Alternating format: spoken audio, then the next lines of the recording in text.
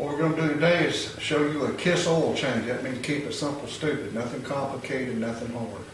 We're going to do an 09 Super Glide FXDC with 96 engine in it. I'm going to show you first some of the simple tools you have to have.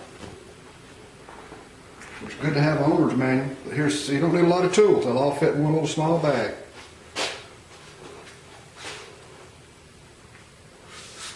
There's air filter, oil filter, O-rings, flashlight,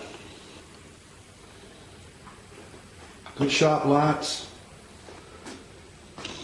Got a jack, but I'm going to do this without a jack, make it simple for y'all. Don't need a floor jack. You can do this all the way up to the clutch adjustment. You need a clutch adjustment, they hold back up for you. All right, we're going to get started on it. First thing we're going to do is drain the oil out of the engine. You want to do it on that side?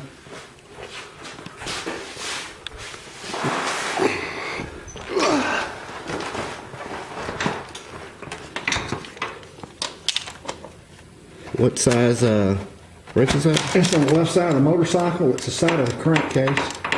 This is the engine oil out of the engine. That's the first thing I'm going to drain out.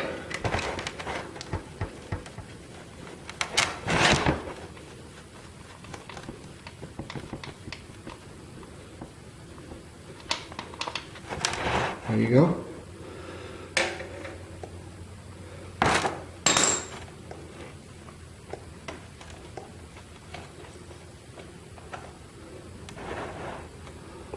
How'd you get it going like that? Open the oil dipstick up, little area in there. Okay.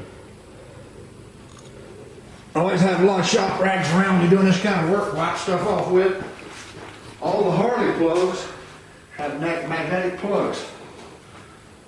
They're all magnetic.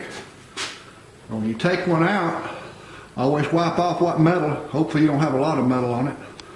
Wipe off the metal, clean it off real good. Look at your O-ring, see if it's broke or pinched or cut anywhere. There's a little O-ring on there. If there is, then of course you'll replace it with a new O-ring, which you can pick up at any parts store. Pretty simple.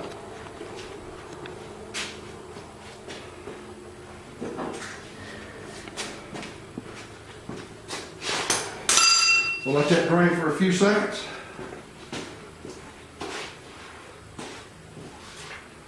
I'll go ahead and take the air filter cover off while it's draining. What are you using on there? Using a 5/16 Allen wrench, taking this air filter cover off. Just lay that aside.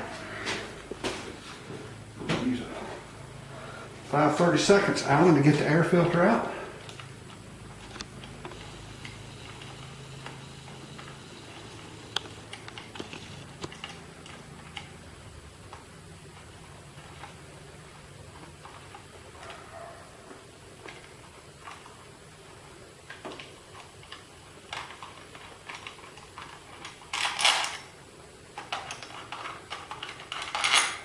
Pretty long.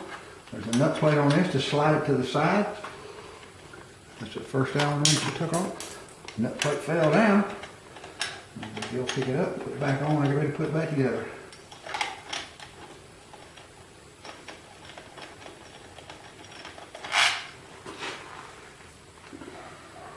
Put all this stuff on here to slide for a second.